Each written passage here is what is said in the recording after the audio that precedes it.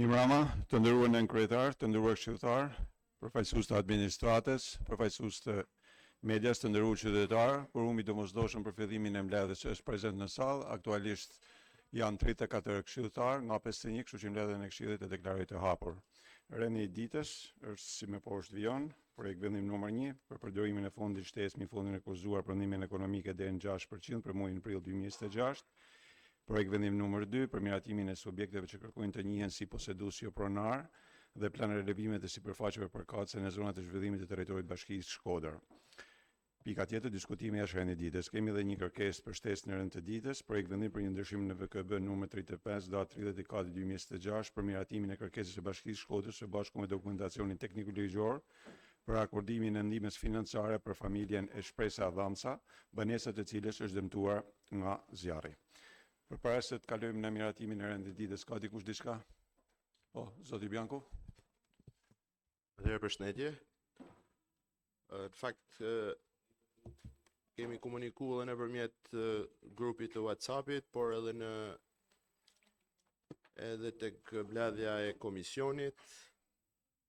Kjo mbledhje është thirrë në kundërshtim me rregulloren, sa i takon njoftimit të saj.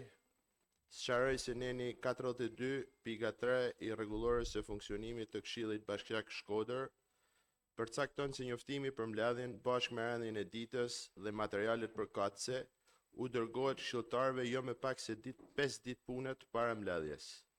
Për buxhetin jo më pak se 10 ditë punët para mbledhjes, ndërsa për mbledhjet e jashtëzakonshme të paktën 24 orë përpara. Ne nuk kena ndonjë informacion që kjo është një mbledhje e jashtëzakonshme, sepse vetëm mbledhja e jashtëzakonshme ka një përjashtim nga rregulli 5 ditë punët. Dhe edhe për pjesën e organizimit gjithmonë nuk përfshihet dita kur është bërë njoftimi dhe gjithashtu nuk përfshihet dita kur ndodh ngjarja, domethënë mbledhja e Këshillit Bashkiak. Mbledhja kësaj pra njoftimi është krejtësisht pra i bie që të jenë ja 2-3 ditë punët, 2 ditë punët praktikisht. Të nuk e di a ka një, edhe në këtë rast edhe mund t'i bani, mund t'i çuni si mbledhje të jashtëzakonshme, por mirë do të ishte gjithmonë të argumentoni, të arsyetoni nëse ne kemi në këtë rast një mbledhje të jashtëzakonshme që duhet një njoftim i tillë kaq i shkurtër. Faleminderit. Faleminderit zoti Bianco. Nuk është mbledhje e jashtëzakonshme, është mbledhje e rrallës. Dhe është një diskutim që ne kemi zhvilluar dhe shumë më përpara. Në mbledhjet ndoshta diku nga fillimi i këtij mandati të këtij këshilli, ku unë gjithmonë kam thënë në raport me rregulloren, kjo pika rregullore që ju citoni, është në kundërshtim me ligjin. Pra i bën është ligjit. Dhe i kam cituar 2 herë, po citoj edhe për herë jo vetëm për ju, por edhe për publikun, 2 pika të cilat janë në raport me ligjit, të cilat në mënyrë një tjetër, unë kur vjen puna për t'i zbatuar, për mu prevalon ligji, jo rregulloria, pikërisht për kësaj pike. Dhe me na referu ligjit, ju lutem? Po, patjetër. Patjetër. Atëherë, në ligjin 139 të vitit 2015, funksioni i Këshillit Bashkiak neni 53, thuhet thirrja për mbledhjen e Këshillit bëhet nga kryetari i Këshillit dhe njoftimi bëhet si rregull jo më pak se 5 ditë para datës së zhvillimit të saj. Njoftimi përmban datën e mbledhjes, orën, vendin dhe rendin e ditës. Pra, ligji nuk përcakton as ditë punët, as ditë kalendarike. Ndërsa ligji 44, Kodi i Procedurës Administrative i Republikës së Shqipërisë, në llogaritjen e afateve, neni 56 thotë: përveç kur parashikohet ndryshe nga ligji, afatet caktohen në ditë, muaj ose vite. Përfundimi i afatit mund të caktohet edhe me një datë të caktuar kalendarike. 2.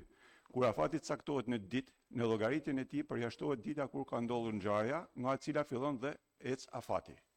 Dhe 4. Të shtunat, të diellat dhe ditët e festave zyrtare nuk pengojnë fillimin e kozgjatëve të afateve. Kur dita e fundit e një afati bie e shtunë ose e diel, ose një ditë feste zyrtare, afati mbaron në ditën e punës që vjen pas saj. Kështu që në këtë rast, për sa i përket hierarkisë së ligjeve, pra nuk mund një rregullore të dalin me ligjin. Kjo është pika me cilën unë referoj. Kryetar, rregulloria nuk del përtej ligjit.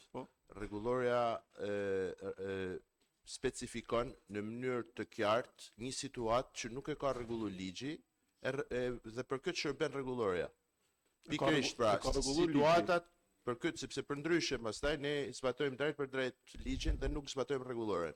Po rregulloria për situatat të cilat nuk janë parashikuara me ligj, pra ajo që ju lexuat thot si rregull. Do të thotë që në rast se nuk është e rregulluar me akte të tjera siç është akti jon i mëndshëm që është rregulloria. Pra thot si rregull është jo më pak se 5 ditë. Pa përcaktuar, pa përcaktuar llojin e Pa ditëve, përcaktuar punë, sepse ditë punet apo pa kalendarike. përcaktuar Ndërsa, këtë sepse kjo është roli i rregullores. Patjetër. Me përcaktuar atëherë, unë po të citoj edhe një herë kodin e procedurë administrative që i referohet çdo lloj institucionit për sa i përket procedurave dhe mënyrës së organizimit. Dhe në llogaritjen e afateve, kjo është e shkruar me zeza në bardhë, zoti Bianku. Përveç kur parashikohet ndryshe në ligj, pra në ligj nuk parashikohet ndryshe, ndërsa rregulloria parashikon ndryshe. Kur afati caktohet në ditë, në llogaritjen e tij përjashtohet dita kur ka ndodhur ngjarja, nga e cila fillon të ecë afati. Të shtunat, të diela dhe ditë e festave zyrtare nuk pengojnë fillimin dhe kozgjatjen e afateve. Kur dita e fundit e një afati bie shtunë, e diel ose një ditë festë zyrtare, afati mbaron në ditën e punës që vjen. Kështu që kjo është ne ajo kena të cilët unë jam ligjin referuar. specifik, kemi Po ligji rregulloren specifik është specifik dhe i ka kodi i procedurave Po, specifik është. administrative funksionon kur nuk ka një rregullim specifik. Pra, kur nuk ka një ligj që e rregullon në mënyrë të detajuar dhe rregulloren që është e bazuar dhe e mbështetur në ligj. Në këtë rast funksionon kodi i procedurave administrative. kjo funksionon për këtë. Për ndryshe pastaj, kjo nuk mund të jetë një praktik diskrecionare e juja si kryetar, sepse për mendimin tim the, Po. ti je një antar si gjithë antarët këtu, pavarësisht sepse ligji parashikon prezencën e kryetarit të Këshillit Bashkiak Po. për rregullimin e bledhjes, por je pares inter pares i barabart mes barabartëve. Po. Dhe nëse ju mendoni që kjo dispozitë rregullores bie ndesh me ligjin, duhet kishin inicuar për shfuqizimin e kësaj pike të rregullores. Po. Jo me interpretime të njëanshme tuaja. Jo, absolutisht nuk është Po, një anshme, absolutisht, zoti pra, Bianco. nëse diçka bie ndesh me Nuk është ligjin, një ti duhesh anshme. me sjell. Jo thjesht një Jo, antar, nuk një është një antar i anshme. Këshillit Bashkiak, Po. i vendos para faktit kryer 50 antar tjerë, sepse ai interpreton ai vetë si Jo, kontrefe. jo, nuk është e vërtetë, Po, zoti po, kështu Bianco. është. Kështu i bie se është vetë tha. dakordsi, lutem. E tha vetë. Është dakordsi e kryesisë, jo, interpretova çfarë thot ligji, është dakordsi e kryesisë A. për sa i përket datës së sotme për të zhvilluar mbledhjen. Kështu që unë interpretova atë çka e thot ligji, pra që një rregullore, një nën rregullores nuk mund dalin mbi ligjin, ndaj vjendesh. Nëse ka një nën rregullores që del mbi ligjin, silleni ta shfuqizojmë. Po Dakor. kjo lloj praktike që ju po ndiqni, herë e respektoni, herë nuk e respektoni, ju vë në kushte të pabarabarta me antarët të tjerë, Në çfarë- sepse ju jeni një antar si gjithë tjerë, nuk mundesh Po. nuk mundesh me arti këtu me interpretu ligjin si don ti. Po si do Se e veprojmë? ken ballë herë tjera këtë gjë, Po. domethënë. Po s'është mirë. Po atë diskutim që e kena myll pra edhe herë Jo, nuk e si kena do myll, t'hapim? e ke myll ti në mënyrë arbitrare. Jo, Nuk e absolutisht, kena mbyll jo. ndonjëherë na. E përcakton ligji. Jo, jo. E Nuk e përcakton përcakton ligji ligji, të po tillë. nuk je këtu ti je E barabart. përcakton ligji, pra jena me zbartu ligjin. Barabart jena gjithë, unë s'po e ve vetin mi ligjin. Unë po zbatoj ligjin. Jo, nuk je të respektu Po, ligjin. po respektoj pra, sepse ligjin. Ligji ka përcaktuar aty, sepse S'ka përcaktuar si ligjin e citova siç e thot.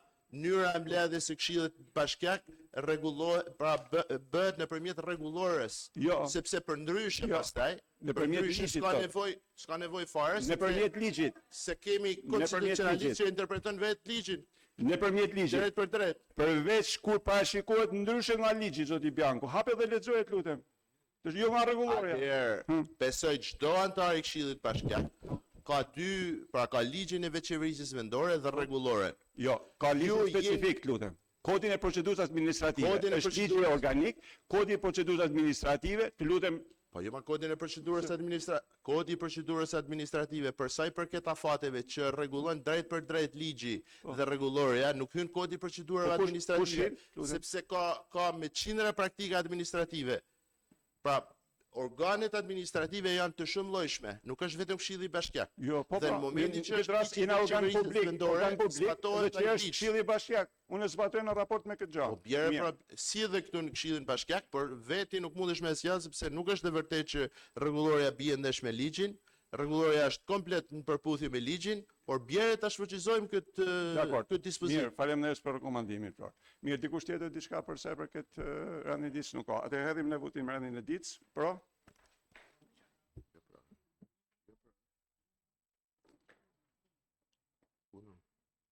Kundër?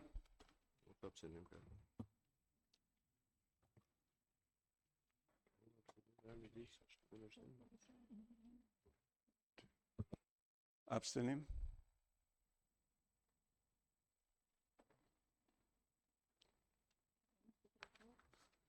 Atëherë 23 vota pro, 2 kundër, 10 abstenim, miratohet rendi i ditës. Përpara se të kalojmë në shqyrtimin e pikave të rendit të ditës, do hedhim në votim miratimin e procedurës verbale të mbledhjes së kaluar të Këshillit Bashkiak datë 34/2026.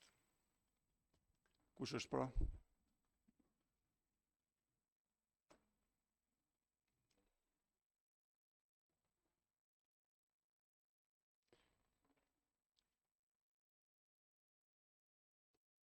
Kundër? Abstenim? Atëherë me 34 vota pro, si kundër as një abstenim, miratohet procedura verbale e mbledhjes së kaluar të Këshillit Bashkiak datë 34/2026. Kalojmë në projekt vendimi numër 1 për përdorimin e fondit shtesë mbi fondin e refuzuar për ndihmën ekonomike deri në 6% për muajin prill 2026. Kush do relatojnë nga ana e administratës? Nevoj si këtë pikë lutem zoti kryetar, po ashtu dhe projekt vendimin shtesë që është për zjarre. Atëherë, Faleminderit. zoti No, për sa i përket projekt vendimit për ndihmën ekonomike? Zoti Sokoli? Zonja Shestani? Gjithashtu, po. Atëherë hedhim në votim projekt vendimin për përdorimin e fondit shtesë mbi fondin e refuzuar për ndihmën ekonomike deri në 6% për muajin prill 2026. Pro? Kundër? Abstenim? Atëherë me 34 vota pro, asnjë kundër, asnjë abstenim, miratohet projekt vendimi numër 1 për përdorimin e fondit shtesë mbi fondin e refuzuar për ndihmën ekonomike deri në 6% për muajin prill 2026.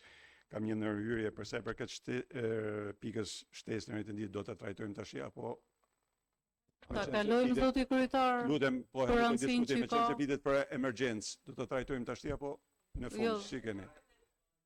Ta Kryetari kalojmë. Rino, Derisa kemi të bëjmë me një gabim pjesë administrative e gjenjes emergjencave civile, unë them ta kalojmë direkt edhe mos ta lëmë për fund. zoti Sokoli, Gjithashtu do jam dakord me mendimin e zotit Neu. Faleminderit. zonja Shestani. Edhe ne jena pro.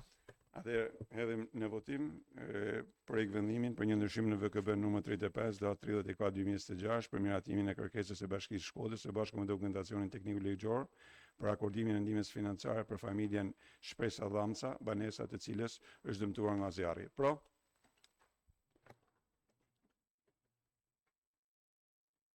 Kundër? Abstenim?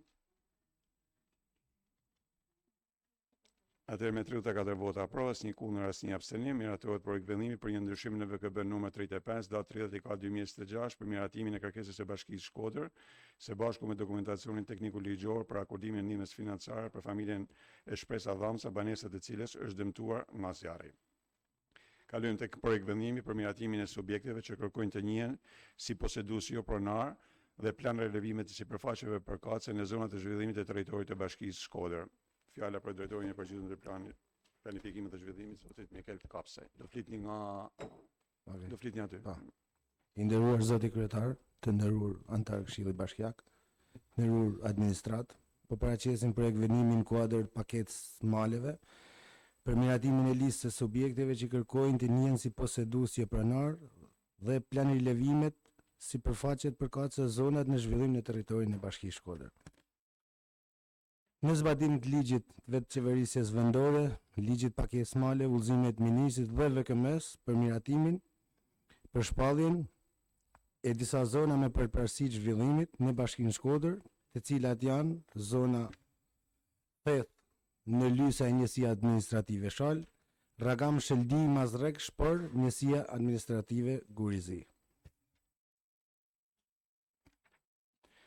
Bashkia Shkodër ka ngritur grupin e punës me urdhër kryetarit për ngritjen e grupit teknik të punës për ndjekjen e procesit administrativ në terren, nga paraqitja e kërkesave deri në njohjen e subjektit kërkues si posedues jo pronar. Në njësitë administrative Shal dhe njësitë administrative Gurizi. Shprehje interesit totalisht në Bashkinë Shkodër janë afërsisht 70 shprehje interesit, 700 shprehje interesit. Vetëm për zonat e shpalluna me VKM ka pasur 200 aplikime. Do të thonë ta sqarojmë se shfaqja e interesit dhe aplikime për paketë maleve janë dy gjëra të ndryshme. Shfaqja e interesit bëhet vetëm me një klikim shfaqja e interesit, kurse aplikimi kërkon ngarkimin e disa dokumentave shtesë dhe ndjekjen e procesit si bën nga vetë qytetari. Grupi punës ka verifikuar një pjesë të aplikimeve dhe është akoma në proces të verifikimit për të gjitha kërkesat. Shumica pasurive ku ka pasur aplikime rezultojnë pronar shtet ose Bashkia Shkodër, por nuk plotësojnë kriteret e zonit kadastral në zbatim të ligjit përcaktimit të nenit 3 të ligjit të pakesës maleve. Për këtë, aplikuesi jemi në kushtet e pamundësisë vijimit procedurës së njohjes si posedues jo faktik. Në vijim të procedurës, në zbatim për përcaktimeve ligjore, është kërkuar informacion zyrtar pranë ASHK-s dhe ATP-s, duke siguruar dokumentacionin mbi statusin juridik pronave për të cilat është paraqitur ky projekt vendim. Grupi punës ka kryer verifikimin mbi gjendjen juridike të pronave për të cilat ka pasur aplikime, si dhe është kryer verifikim në terren të gjendjes faktike të pasurisë. Në përfundim të kësaj procedura është hartuar lista e aplikuesve ku kemi 6 subjekte dhe me plan rilevimet përkatëse që plotësojnë kriteret dhe është kryer afishimi 45 ditë, listë e cila është afishuar në faqen zyrtare të bashkisë, pranë njësisë administrative Shal dhe përkatësisë dhe në fshatrat përkatës, Thellë dhe Ndërlysa. Sa më sipër, i propozoj Këshillit Bashkiak të miratojnë projekt vendimin me listën përkatëse për njohjen si posedues jo pronar. Faleminderit zoti Kapsaj për prezantimin e këtij projekt vendimi. Për sa i përket komisioneve, do të thënë që të dy komisionet, si ai i çështjeve ligjore, si ai i planifikimit dhe zhvillimit të territorit janë mbledh. Kurumin e nevojshëm e kanë pas prezent, ka pas diskutime në komisione. Do të jap fjalën për komisionin e çështjeve ligjore zotit No në lidhje me relacionin në fjalë, nëse keni një relacion të tillë si komision. Përshëndetje gjithëve.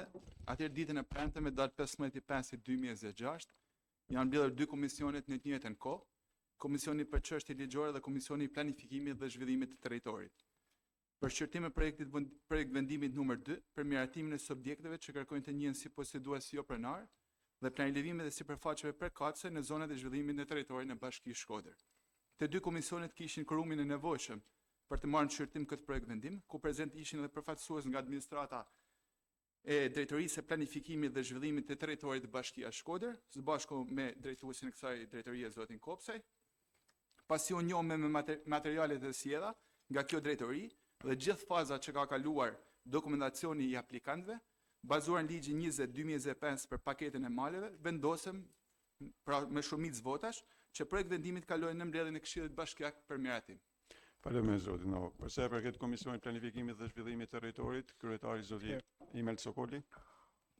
Siç tha dhe kolegu im, zoti Edmond Ndou, janë mbledhur dy komisionet për të shqyrtuar vendimin në kuadër të dhënies së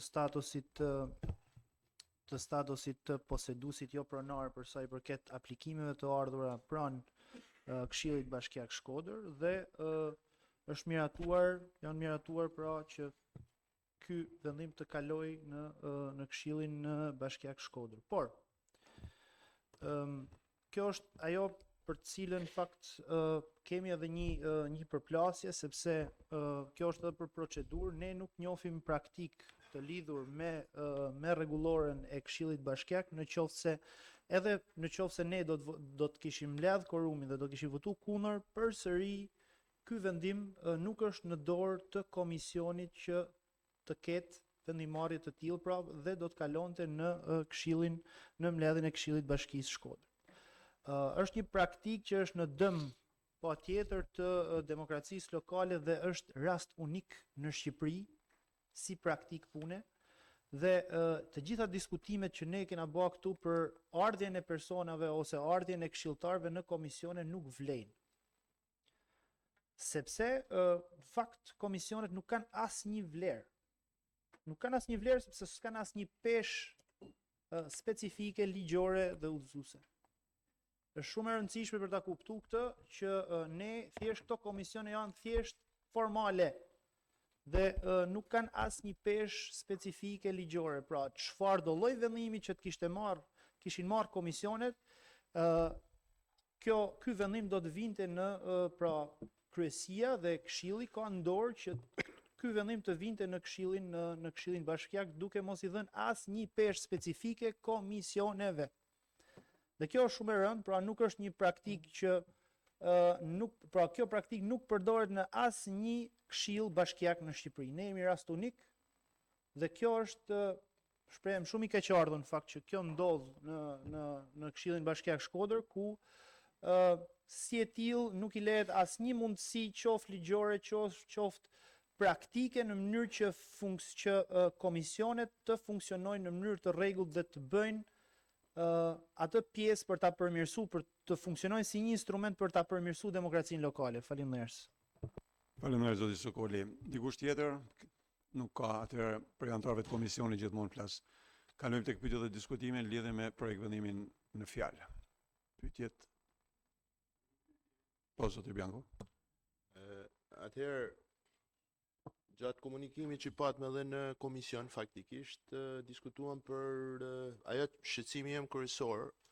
Nuk janë ato 6 persona, sepse është sjellë edhe një ndryshim i fundit të këtij projekt vendimit, që nga 7 përfitues bëhen 6 përfitues. Shqetësimi kryesor i imi është që dikun rreth 200-300 aplikime që ka pas, kanë rezultu vetëm 6 fitues. Dhe duke nisur dhe duke shpresuar që kjo paketa e maleve do të ishte një mundësi e mirë për banorët që të mën fund mas një kalvarit shumë vjeçar ato zona të plotësoheshin me dokumentacionin e pronësisë, rezulton që janë vetëm 6 përfitues nga 300.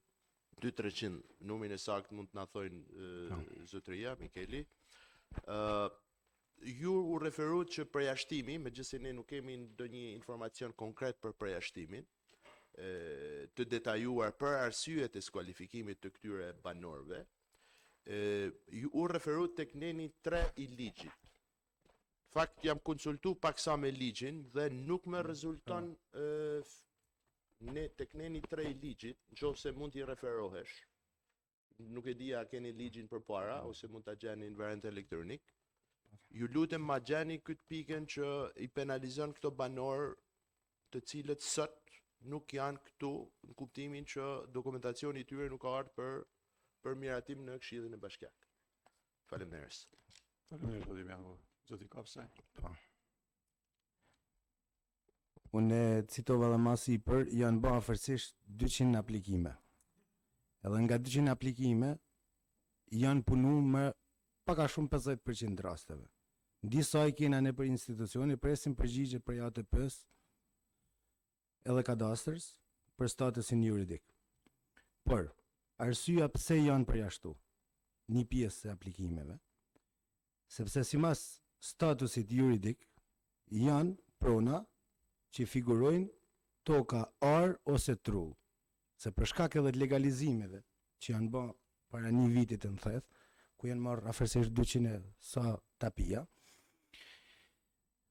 ka pas raste ku kanë apliku të prona atyne, ku kanë marrë edhe tapin, pra ekziston trull, edhe një sipërfaqe trull. Edhe simas ligjit, ky ligj nuk i trajton, Ju lutem, nëse është e mujtur, më referoni nenin 3 të ligjit, sepse nuk më rezulton neni eksaktësisht kjo zëri kadastral si një arsye për skualifikimin. Shika. Të neni 8. Kriteret e lidhura me pronën. Neni 3, ju lutem, nëse ka dikun neni 3, thjesht për sqarim sepse na u tha këtu që është neni 3 i ligjit që i penalizon këto banor për të mos përfituar nga paketa maleve. Ishte lapsus neni 3, është neni 8. Nuk besoj se bën ndonjë diferencë, unë po të citoj nenin 8, nuk bën ndonjë diferencë. Sipas nenin 8, kriteret lidhura me pronën, të mos jetë pronë publike e patjetërsueshme, në kuptim këtij ligjit dhe të legjislacionit në fuqi, për pronat e palyeshme shteti, dhojt pasurisë, pull, kullot, livall. Nuk janë të patjetërsueshme dhe mund të nënshtrohet procedurave të kalimit të pronësisë sipas këtij ligji. Është neni 8 pika B. Cilin zër kadastral, ju lutem, nuk e kam të qartë, më falni ndoshta. Sepse ndoshta edhe antar këtu nuk e dia janë të qartë pse janë penalizuar këto dhe ku i bën pengesë zëri kadastral këtyre banorëve. Shika. Se këtu tash na mund bëjmë diskutime pa fund lidhe me këtë pjesë. Ideja, ligji, paketa e maleve është me dhënë mundësinë me investu qytetarët në ato toka, në ato prona ku nuk kanë asnjë mundësi me bërë dokumentacionin e pronës. Se ti e dim shumë mirë, diskutuar edhe gjatë komisioneve, nëse toka ka 7501 apo 2020, ai ka mundësi për me marrë certifikatin e pronësisë. Dhe ka forma tjera ku mundet me investu. Me leje ndërtimit, me këtë rast ne kena bërë ndryshimet në planin e përgjithshëm, e kena diskutuar edhe me arkitektin që mos ketë mi vendosje. Dikush tjetër po, Zoja Kulemi. Përshëndetje. Përsa i përket ligjit së paketës maleve, i cili është paraqitur si një paketë për zhvillim ekonomik, shihet qartë që është një ndërhyrje e thellë në sistemin e pronësisë, në planifikimin territorial dhe në autonominë vendore. Shohim se ka cënim të sigurisë juridike të pronësisë, kalimi i pronësisë mbi bazën e posedimit faktik, është bërim konfliktesh në këto zona. Sot ne si Këshill na kërkohet të miratojmë një listë poseduesish jo pronar. Dua të shtroj disa pyetje. A ka bashkia një plan vendor zhvillimi për këto zona që bëhet fjalë? Apo krijon ky ligj një pabarazi midis investitorëve duke cënuar konkurrencën e lirë? Pasi kemi të bëjmë me përjashtime nga TVSH-ja, tatim fitimi, taks prone, taks ndërtimi në infrastrukturë për 10 vite për këto që po marrin këtë pronësi, ndërkohë që ato që kanë pronësit investitorët e tjerë nuk kanë përfitim. Çfarë ndikimi mjedisor do të ketë këto projekte pasi një pjesë e mirë e tyre është pyll? Dua të di cili ka qenë roli i komisionit dhe çfarë ka bë për të vërtetuar se secili person është posedues i secilës sipërfaqe të kërkuar dhe nuk ka një tjetër posedues. Gjithashtu, një pyetje për sa i përket planit të relevimit që na është paraqit. A është bërë ky plan relevimi nga një topograf i licencuar, sepse kur kërkohet të bëhet një certifikat pronësie, gjithmonë kërkohet që ky plan relevimi të bëhet nga topograf të licencuar. Faleminderit. Faleminderit, Zoja Kulemi. Zoti Kapsaj. Për sa i përket planit detajuar vendor, Bashkia Shkodër në kuadrin e ndryshimit të planit përgjithshëm ka marrë iniciativën me ndryshuar në zonën theth në Lysa, shumicën e pasaportave, pothuajse gjitha pasaportat e zonës, me ia dhënë mundësinë me ndërtu agriturizëm, ekonomi bujqësore. Pra, ajo zonë ka qenë edhe më përpara, ai mal ka qenë edhe më përpara se këtu po bën shumë diskutime, a thu po marrim tokën, po vinë na marrin tokën me zor, se funit atë tokë, po investojnë zot të tokës, vetë, që i posedojnë në vite, që nuk e kanë pas mundësin as ta rrethojnë me një leje ndërtimi thjesht. Por, Bashkia Shkodër, të kthejmë përgjigjes pyetjes parë, ka ndryshu, ka propozu për ndryshim, në kuadrit planit përgjithshëm, gjitha pasaportat e zonës me dhanë mundësin, edhe këto procedues që përjashtohen nga paketa e maleve për shkak ligjit, sepse marrin një përgjigje nga kadastra mund të jenë tokat që trajtohen me 7500 e nishin apo e 20-30-ën, në momentin që të kenë dokumenta pronësie, mundën me ndërtu agriturizëm. Kjo është një nisëm që e ka bërë Bashkia e Shkodër, edhe në kuadrin e problematikeve që dolin të paketa e maleve. Çfarë ndikon mjedis? Për sa i përket mjedisit, se unë nuk jam aq i sakt sa mund të jeni ju, se çdo lloj pronë nga këta 6 janë në fond pyjor. Ka për atyre që nuk janë në fond pyjor, po Njeri ishte 22.600 m2 janë fond pyjor. unë nuk jam Në tabel që na keni sjell. unë nuk jam jurist, po kam përshtypjen se do të kalojnë gjitha instancat e caktuar të rregulluar me ligj, se mund të ketë pas edhe raste tjera ku ka shpëllëzim dhe ka ndërtim. Nuk është të thonë se nga 20.000 m2 ai do të ndërtojë 20.000 metër. E ka caktuar. Ne sot po na kërkohet që këtyre të jepet certifikati njifet. Po kërkohet të njifet posedues jo pronar. Ne nuk jena këtu as me dhënë leje ndërtimit, as me dhënë drejtën e shpëllëzimit. Do të vinë prapë këtu. Kena me pas mundësinë tjetër mos me dhënë drejtën e shpëllëzimit. Thjesht sot jena njofjen posedues jo pronar. Për sa i përket barazisë ndërmjet investitorëve, për sa i përket, sepse investitorët aktual paguajnë TVSH, paguajnë. Mund të bëj ndërhyrje? Lutem, ato cilat ti po i referohesh i përkasin ligjit. Dhe ligji ka shpall dhe ku ta marrim që këto 500 sipërmarrës të jenë gjithë në qarkun e Shkodrës, në bashkitë tona, bashkinë e Shkodrës dhe bashkitë kufitare me ne. Nuk është një e keqe, 500 janë në gjithë Republikën e Shqipërisë, 500 parë që përfitojnë nga kjo paketë, do kenë përjashtim nga taksat, njësër taksash. Por i përkasin ligjit, si dhe rolin e komisionit dhe ato që ju referuat punën e topografit licencum, janë gjithë kritere cilat i përkasin ligjit dhe patjetër që komisioni ka vlerësuar çdo detaj të kësaj proceduret. Dhe dokumentacioni që është përcjell pranë jush është i rregullt dhe i përket gjithë procedurës parashikuar ligj. Faleminderit zoti Praga. Me leje. Pyetje, lutem, jo, e kisha me pyetjet me zonjën Golemi. More gjithë pyetjet zonja Golemi? Përgjigjet? Po tjetër më ishte Në rrallë.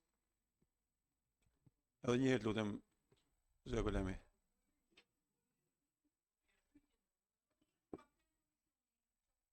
Komisioni në zonë. Cili ka kanë roli komisionit, sepse ne kena pa një proces verbal shkruar me një shkrimdore që lën shumë për të dëshiru, që as datën nuk e ka kur është bë. Aja që na dhan, as datë nuk ka bë kur a bë ai proces verbal. Pra, qa keni bë ju atje, sepse keni shku, qa kanë bë ky komision atje në zonë? Si e keni përcaktuar që është një kë pronar posedus që e ka dhe nuk është një tjetër. Sepse nesër mund dalin një person tjetër i cili thot është dhënë toka jeme dikujt tjetër. Si e keni bë përcaktimin si komision? Në këtë pjesë ka pas një rol shumë të rëndësishëm edhe njësia administrative që janë pjesë e grupit punës. Kush më mirë se kryetari i fshatit dhe administratori i zonës nuk i njeh pronat edhe njerëzit. Se mos të bëjmë kaq komplikume. Se është shumë më thjesht se sa kaq. Se unë e njoh shumë mirë atë zonë, i njoh edhe problematikat e asaj zone. Përderisa është marrë firma e kufitarëve. A kanë kënd notarizuar këto firma? Nuk e thot ligji se duhet të jetë notarizuar. Nuk e thot ligji se duhet të jetë notarizuar. Mirë.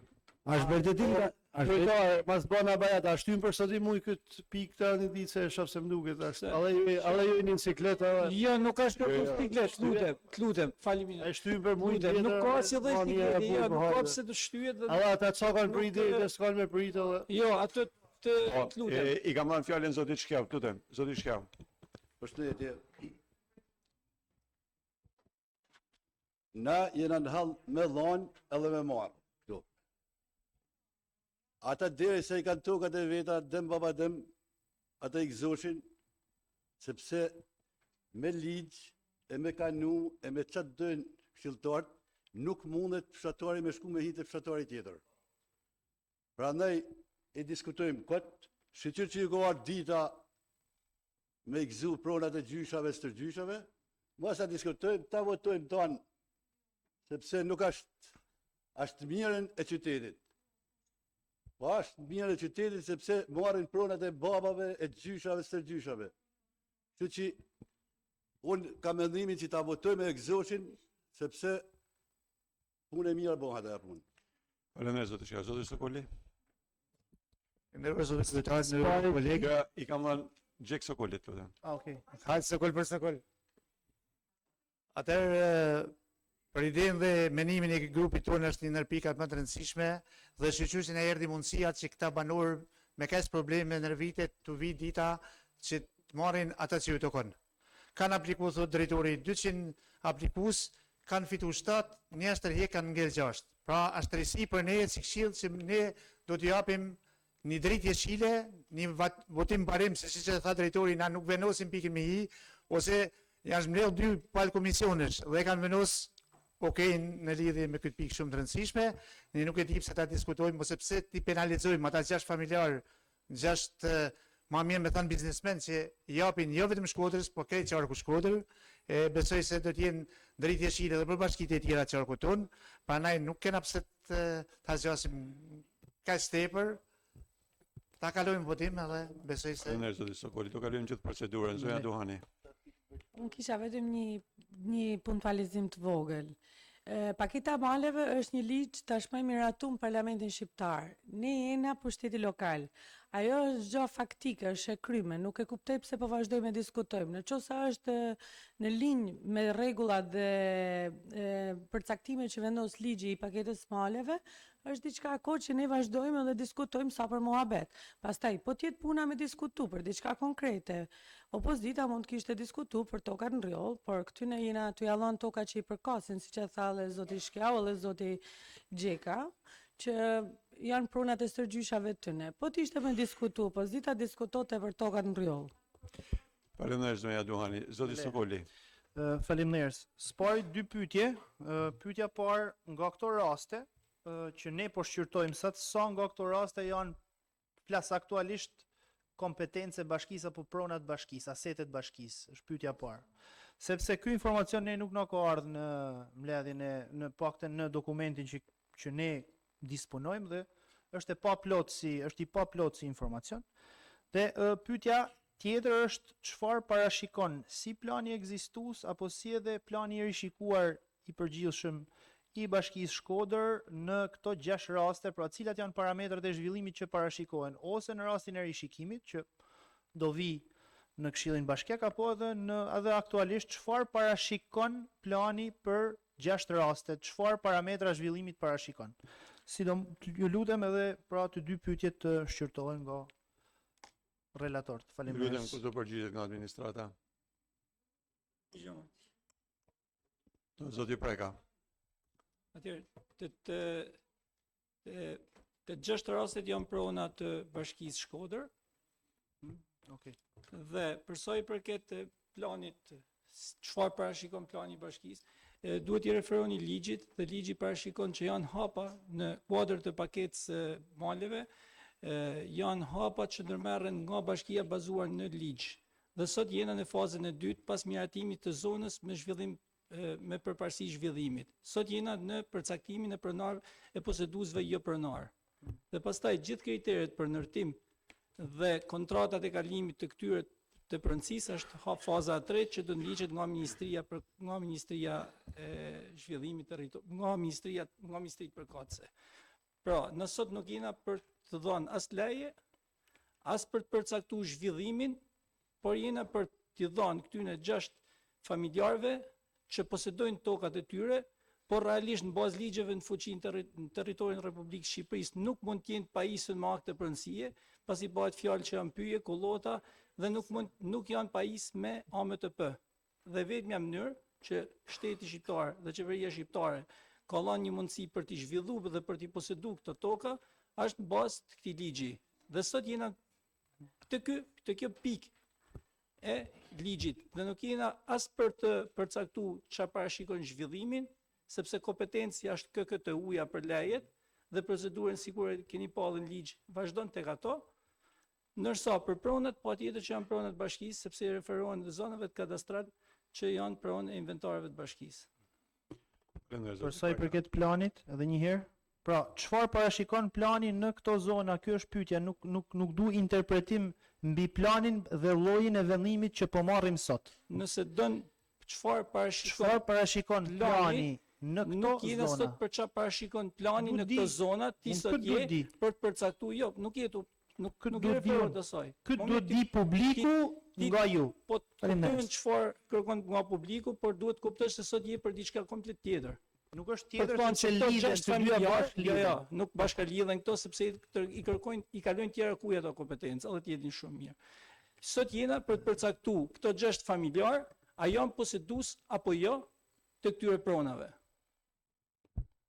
Dhe për t'i dhënë një drejtëjeshire patjetër që në një proces të dytë, të tretë, sepse dy proceset e para i ka kryer Bashkia Shkodër, do vazhdojmë procedurën tek Ministritë Përkatëse. Atëherë, me që ju keni frikë t'i ktheni përgjigje, plani i përgjithshëm vendor aktual, si edhe rishikimi i planit që ju keni që keni bërë një dëgjes dhe nuk ka pas asnjë njoftim në rrjetet sociale për këto dëgjesa që bani për planit, megjithse është një dokument shumë i rëndësishëm që përcakton fatet dhe mund të themi të ardhmen e zhvillimit të bashkisë.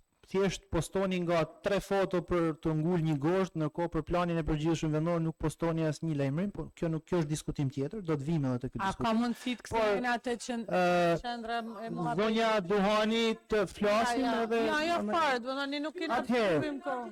Atëherë, plani i përgjithshëm Çka ke ti vërtet? Maj me edukon. Aman me të marrë. Zoja Shkela, po do vazhdojmë pse shqetësohet. Do vazhdojnë Sokoli, që ke problem ti? Atëherë. Atëherë, për sa i përket të lutem zonja Duhani, më lën ta marrë dhe mund të vazhdosh mbrapa, patjetër. Për sa i përket planit përgjithshëm vendor, plani përgjithshëm vendor si aktuali, si rishikuari propozon parametra zhvillimit 0, si në intensitet, si në KSHT, si në KSHT, koeficient të shfrytëzimit të tokës. Të lutem zotin nën kryetar, ta marrë dhe pastaj flasim. Okej? E trajtuar paketa e maleve në kuadër të Bashkisë Shkodër, them që 100% e zonave me të shpallura me prioritet zhvillimin e turizmit malor është 100% në zonat e mbrojtura. Është park kombëtar. Pra, ka një përplasje ligjore për sa i përket këtyre zonave, sepse janë zona të shpallura park kombëtar, që nga mbrojtja e tij dhe s'ka se si ne t'japim një mënyrë zhvillimit vetëm nëpërmjet planit përgjithshëm vendor. Ajo është rruga e vetme që mund të zhvillohet. Dhe ju po thoni që kemi planin, mirë po plani nuk e parashikon, ndërkohë plani është vizioni që ju përcaktoni për qytetin tuaj, ndërkohë që ju keni një ligj që kompromenton si këtë vizion dhe si këtë zhvillim që ju do të tentoni me bë. Tash ju i bini nesh pra dy instrumenteve ligjore, planit dhe paketës maleve. Atëherë, jo prit se s'kam marru, kur të marroj? Përplasje tjera që kanë rastet konkrete. Rastet konkrete, pra janë prona të patjetërsueshme. Pse janë prona të patjetërsueshme? Sepse ligjin për sa i përket pra rastet e konkrete janë të gjitha në kufitare me lumejt. 4 nga 6 rastet janë kufitare me lumejt. Dhe kjo është automatikisht kompetencë e ligjit për sa i përket menaxhimit integruar të ujave, dhe për sa i përket ligjit mbi pronësitë publike, sepse ligji mbi pronësitë publike thotë që çdo breg i një trupi ujor është në pronësi të shtetit shqiptar dhe pronësi publike dhe është e pa tjetërsueshme. Pra, në këtë rast ju minimalisht nuk keni një balancë ligjore dhe nuk dini se cilit ligj në fakt t'i referoheni, sepse ligjet janë në përplasje me njëri tjetrin. Faleminderit. Faleminderit. Kush do të përgjigjet nga ana administratës? Zoti Kapsaj? Për sa i përket planit përgjithshëm nuk është e vërtet, kjo që thu, se në planin e përgjithshëm është, ja, nuk është e vërtet. Tabi, Nuk është e vërtet. po se asë gjë që folë deri tash. Mos. Po se i tha asë gjë. Ata hapun zonën. Ne kena diskutuar bashkë. Ne kena diskutuar në komision bashkë. Kena diskutuar në komision bashkë. Okej, se Ne ditë informu publikun, nuk është e informu publikun. Zoti Sokoli përgjigjet lutem për pyetjet. Rregull, këtu do jemi. Sokoli, si ta mbyllim më shkurt. Edhe kena diskutuar në Kena komision. kohë më shkurt, duhet diskutojmë. Ne kemi bisedën bashkë. Në lidhje me këtë pikë. Gjitha aplikimet që janë bë, jo vetëm këto 6 rastet, po edhe rastet e tjera, nuk ka as edhe një lloj mënyre që ekziston sot ligjërisht që ato të bëhen me dokument pronësie. Kështu që automatikisht i bjen që mas i lloj plan zhvillimit, detajum apo vendor merr si dush, ato nuk mund zhvillohen vetëm me paketën e male. Edhe kena diskutuar edhe në komision këtë. Për sa i përket brigjeve lumore, po them të njëjtën gjë që kena diskutuar në komision, nuk jena AZT-ja këtë moment që po marrim venim. Zotëri, ti je sovran në bashkinë tonë, ti je sovran në bashkinë tonë, nuk është AZT-ja, ti je sovran në bashkinë tonë, nuk më marr parasysh çdo ligj të Republikës së Shqipërisë. Imel, sot jena njohjen posedus jo pronar. Njohjen posedus jo pronar. Për një pronë që trashëgohet brez mas bresit. Thjesht na ka i bën një njohje, po kjo tokë është e juja. Nuk je pronar me letra, po është e jotja. Për këtë na mbledh sot. E na mbledh për një atë zonë që po përdorim gjithë secili prej nesh, po përdorim politikisht. Të filluar edhe ti edhe të tjerë. Edhe sot Ti kish po përdor një strat bilion shami atje. Absolutisht. Po i hiqin për vitin atyre. Absolutisht pa përdorur politikisht. Politikisht me vënë drejtë përdorni ju. Politikisht me vënë drejtë me ndërtuar Ajo e drejtë nuk është e ligjëruar mos zotri. Kjo është problemi.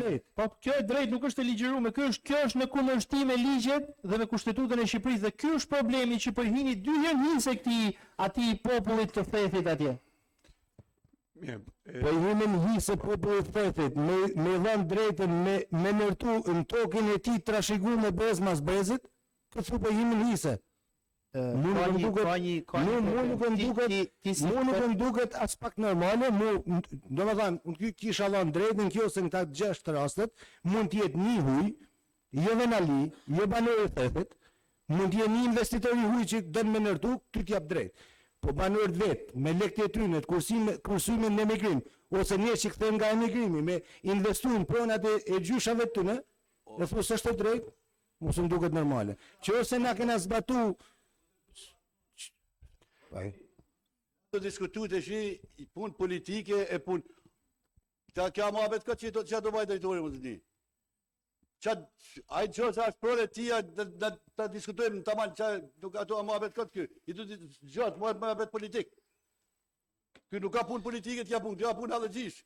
Ata edhe më marrë di huj, kush do me kanë? Bo marrë për të mirën e qytetit për me bëha me investim. Çka ka në gjatë keqe? Atë gjatë keqe s'ka. Zoti Shau, me ardhi huj e thash me kuptimin me investuar në tokat e tjerëve. Dakor. Apo tjetë merret i tokë me padrejti apo diçka tjetër. Sa tepër arshin vizitor në këtë vend. Sepse për të mirën e këtij qyteti janë. Po këta kur është mu kap nuk kapen aty për rjollin e aty zëdis politikës. Ta kuaj bashkëpunëtori tani për. Ta kap marak për rjoll. Kapen këtu aty shku në rjoll asnjë. S'ke shku as në rjoll. Pas ta kap marak për rjoll. Kush ka shku për ju në rjoll, zotë. Shku ti në rjoll? Ku ka kanë për ju? Rancëlla, ki shku ti në rjoll?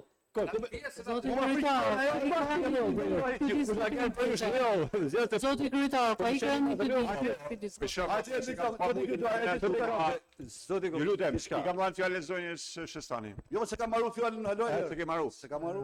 Mendova se marrova, po. Unë kërkoj nga ti që ta hedhim votim, kush të votojnë, ta votojnë edhe ta kryjmë këtë punë. Sepse diskutimi është kot për këtë punë. Faleminderit. O shqetësa ma tepër. Edhe kam edhe gjatë tjetër, edhe ata të aplikuesit tjerë që kanë aplikuar, teton me ju pru, me ju lloj pronën e vetes, është gjë e madhe, me pronën e vetes gjithkusht. Se ka jetu gjithë. Zonja Shestani. Atëherë, faleminderit kryetar. Faktikisht unë du me kthyer edhe herë të çështja. Na po mendojmë sot për me miratu një projekt vendim për posedim pronet. Unë kishte dashur, alo nuk jam e qartë si është verifiku që këta persona realisht, historikisht, tradicionalisht janë posedus. Dhe nuk janë, domethënë, çështje interesash turistike apo di unë se qa. Kja pyetja parë. Pyetja e dytë e jemi është pse qeveria nuk ka marru ala regjistrimin dhe kjarsimin përfundimtar në këto zona dhe mandej ishte marrë me posedimin e pronave tjera.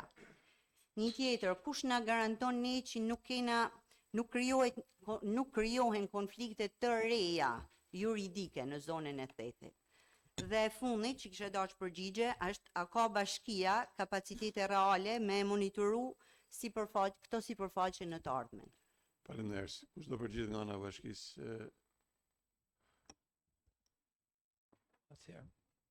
Zoti Preka apo Kapse apo dikush tjetër? Zoti Për sa i përket për hapat që janë njek. E ketë citu me dhe në ligjë.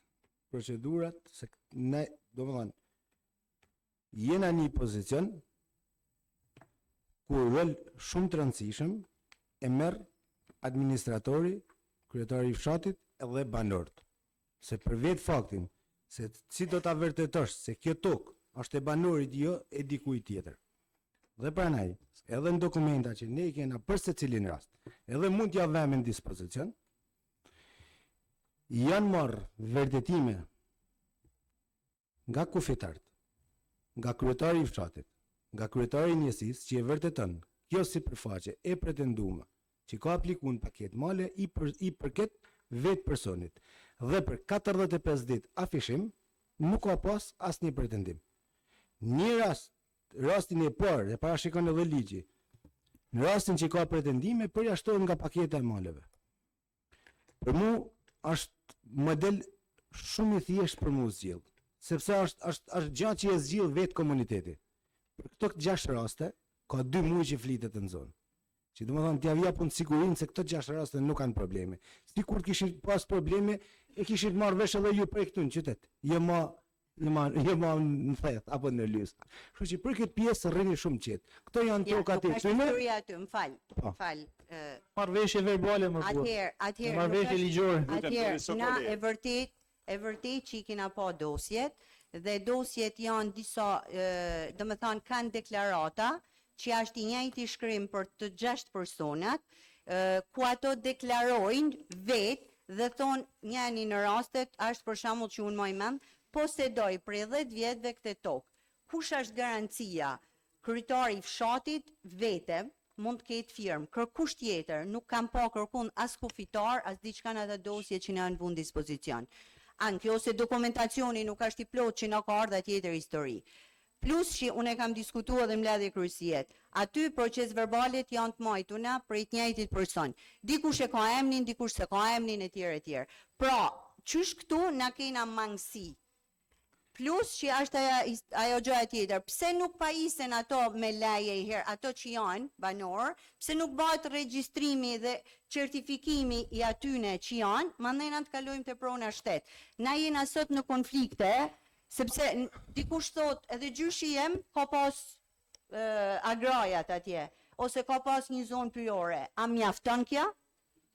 Kja është ajo pyetja që unë kam, dhe jo për ju, po në përgjithësi për bashkinë.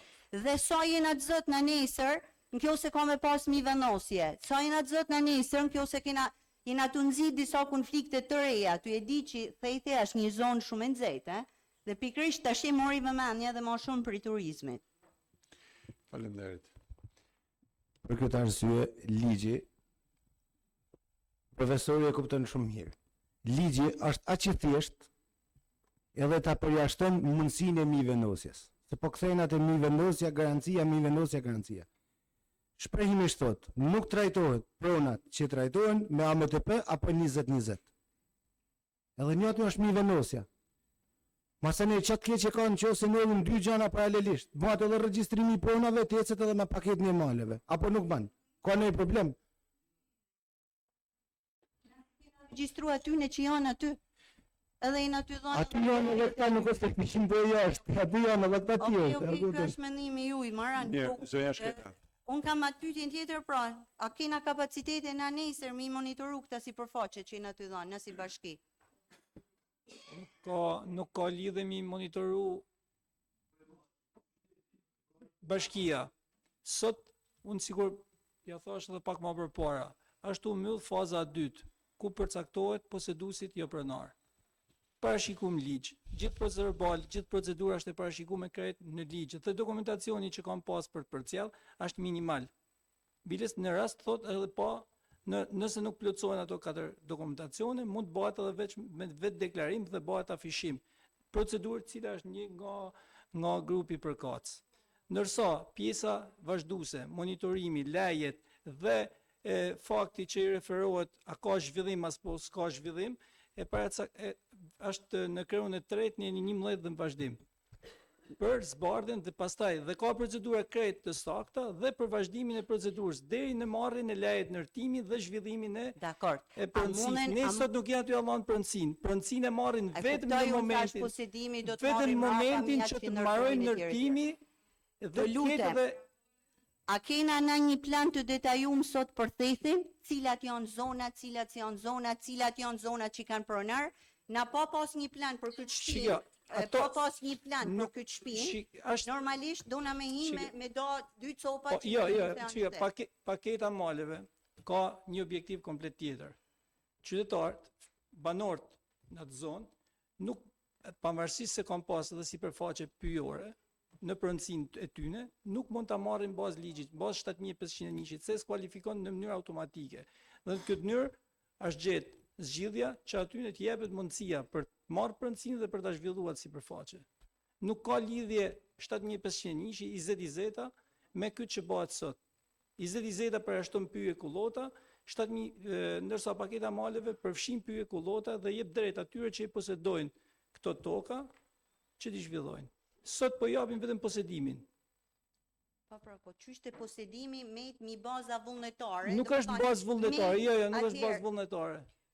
Kush garanton që kjo nuk është thjesht me interesa turistike o diçka? Sepse na jena vetëm një kryplak që thoshka që është e tia. Unë nuk kam pa kërkun proces verbale, absolutisht. Asnjë proces verbal që thot edhe kojshit kanë bu firma, nuk e kanë bu firmen dhe të siguroj. Dhe sikur atëherë na i ofroni pra ti shohim. Jo, lumi është kojshia, më. Kojshia është lumi, sepse lumi është kufitari në shumë raste. Ka firmos lumi. Lutem, zoti Sokolit, mbarojnë zonja Shestani. Nuk ka pra kërkun një plan rilevimit dhe ato kujshit rreth rrotull që thonë që ashtu ka filanit e filanit. Po tjetër që ka. Po tjetër që janë gjithë. Atëherë të lutem, na i veni dispozicion që ti shohim se ndosjen që na kena marrë nuk janë. Ato janë si procedura zbatuar ashtu sikur e parashikon ligji, janë procedurë verbalet me firmat e kufitare, aty ku nuk ka lum, ka 3 anë tjera që kanë firmos kufitarët, nuk firmos kush për kënd tjetër, ligji kështu e parashikon, afishimet janë bë, ku ka pas rast ankesash janë mbyll procedura dhe ja kthy përgjigje, nuk ka se jena të kërku, pas ka një proces verbal ose firmat e kufitarve. Na i venin dispozicion, ndosjen që na keni pru, nuk ka firma kufitarsh. Pra jena thjesht deklarimet vetjake ose deklarimet që nuk janë me grupe, po janë thjesht një kryetar aty rajonit ka komunet atë çast. Zonja Shkrela, ka fjalën. Ja, a mund të kthej përgjigje kryetar këtij rasti? Ka me kthy përgjigje. Po. Te kryetari i fshatit është i pajisur me vull dhe ka drejt, një minut, ka drejt me lëshu vërtetim, prandaj shteti shqiptar ja ka dhënë drejtin e vullës për fakte që është ndjeni.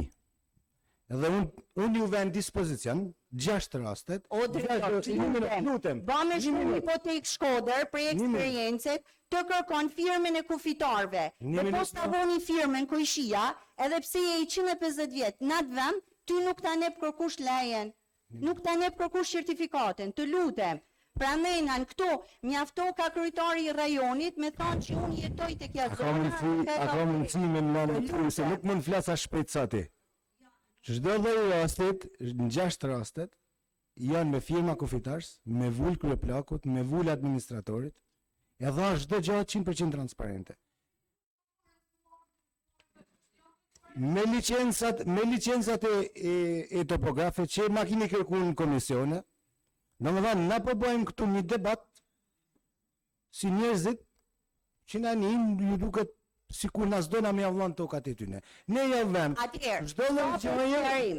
Na jena dakord që njerëzit marrin atë që i takon, të marrin tokat e tyne, absolutisht jena pro banorëve të thethit për këtë gjë. Po dona transparencë dhe dona me kënd qartë. Jo, s'ka problem, nuk ka problem. Unë nuk i shoh as nga ana politike, hiç për këtë të siguroj. Atëherë, po janë e njëjti shkrim, të lutem, shifi proces verbale, tash mas më. Të lutem. Okej, të lutem. Po pro. Zoti Kapsaj, të lutem. Se kena diskutuar o Mikel. Zoti Kapsaj, të lutem, mundesh e ban sarimin aty, të lutem.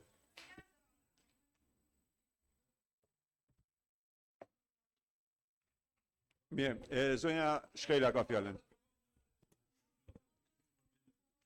Përshëndetje kryetar. Përshëndetje gjithëve. Unë nuk po e kuptoj sinqerisht këtë zellin me mbrojt këta 6 banorë që po pretendokeni se janë pronart trashëgimtar, e në fakt vjet kur në këtu bëme luftën për prishjen e ndërtimeve të banorëve autokton, nuk u mrit. Për kunazi, i dol zot aksionit. Pavarësisht në rrethanat se si u ba. Sot, na ka e keni ba mbrojtësit e këtyne 6 familjeve, banorëve të thethit, që ju vetë nuk po dini me i dhanë shpjegim, a janë dhe nësë po marrin vesh, a janë apo s'janë me të vërtet, trashëgimtar të këtyne pronave. Na vjen me gjithë respektin zoti Kopsaj, jo thot, po ma mirë se din kryetari i fshatit dhe administratori, e para herë kryetari i fshatit nuk ka zgjallë me vot, është emëru. Edhe administratori është emëru. Dhe të dy bajnë si të thonë kryetari i bashkisë.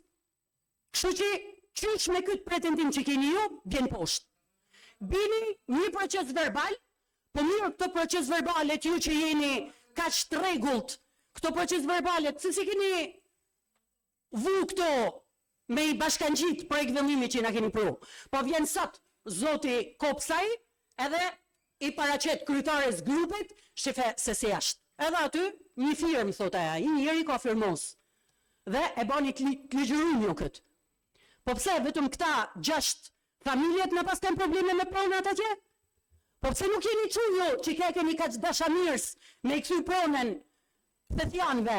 Pse nuk jeni që edhe për këta tjertë? Por sot, na keni banë se sot i intereson qeveris edhe i intereson kryetarit bashkisë. Sot të shti, po na delni mbrojtje, po na delni mbrojtje edhe të rjollit, që na, pa tjetër që kena fol, po kena fol në diskutimet e lira, kur ton të tjertë kanë ikë, dhe nuk i kam një. Dhe sot, vine na thojnë se s'keni fol për rjollin. Ju pse nuk najtë, kur fol me na për rjollin. Me i dalë zlat njërë si kena fol na. A shkolloj me baktu edhe me disinformu njerëzit që na shohin. Vini sot na bani mbrojtësin e thethjanëve. Jo, që doni me shtetizur faktokat dhe me avon njerëzve që i njifni apo keni interesat me ta. Ne nuk e dim, për diri sa ju vini e thoni, ata që kanë pretendime, atjerë bin poshtë, po çfarë punit ka po komisioni? Me që pas ka vënd për me pas kontestime. Sa pas keni verifiku jo? Absolutisht që unë jam kundër këtij vendimit, bini letrat, bini letrat për gjithë, me kanë transparent edhe për planin e zhvillimit atje, jo më ardhë këtu dhe s'dini atë qa flitni, nuk dini as me emrojt që keni pru. Jo se nuk bëhen pronar, por automatikisht kalojnë pronar, sepse ju vetë thoni, por na ti njohim pronën trashëgimtarve. Qa flitni anra dhe na thoni jam ma se merrni ju kaq, se nuk ashtë shumë se komplikoni. E kuptoni se bëhet fjalë për pronë? E kuptoni se bëhet fjalë për pronë? Që për pronë ju e dini shumë mirë që bëhet atje, nëse i tjetërsohet prona, dhe jepet dikuj tjetër. Këtë mkat, na nuk e majnë një shpinë. Manje ju, votonje, por kur të bini letrat në rregull, atëherë edhe mund ta shohim këtë mundësi. Faleminderit. Zoti Sokoli, kemi edhe kohën e diskutimit, ke pyetje apo çka ke? Diskutim. Por sa u tha më përpara që njësia strukturore për cilën unë e kishe gabim për sa i përket parametrave të zhvillimit që prek 3 nga 6 rastet, është njësia strukturore SHA 039N, aktualisht flas, i përket sistemit natyror, dhe kategoria e parë është bujqësi, kategoria e dytë e përdorimit toks është natyrore. Lartësia në kate 0, lartësia në metra 0, intensitet zhvillimit i parë 0, intensitet zhvillimit i dytë 0, KSHT e parë 0, KSHT e dytë 0. Unë nuk gaboj ndonjëherë me saktësi, sidomos në planet e përgjithshme vendore. Pra, ajo qa po ndodh është që në një anë ju keni një vizion, çfarë do lloj vizionit është i parashikuar në planin e përgjithshëm vendor, nga ana tjetër keni paketën e maleve që në fakt bie mesh me planin. Dhe në këtë rast zgjidhni cilin doni me zhvillu, ose planin, ose paketën e maleve. Të dyja nuk mund të jenë në një vend. Dhe unë e kuptoj dyzimin, sepse ky ligj në themel është një ligj antikushtetues. Ka përplasje me ligjin e zonave të mbrojtuna, ka përplasje me ligjin për menaxhimin e integruar të ujrave dhe ka përplasje me ligjin për sa i përket pronësisë shtetërore, pronave shtetërore. Janë 3 ligje të cilat ka përplasje direkte për sa i përket kësaj.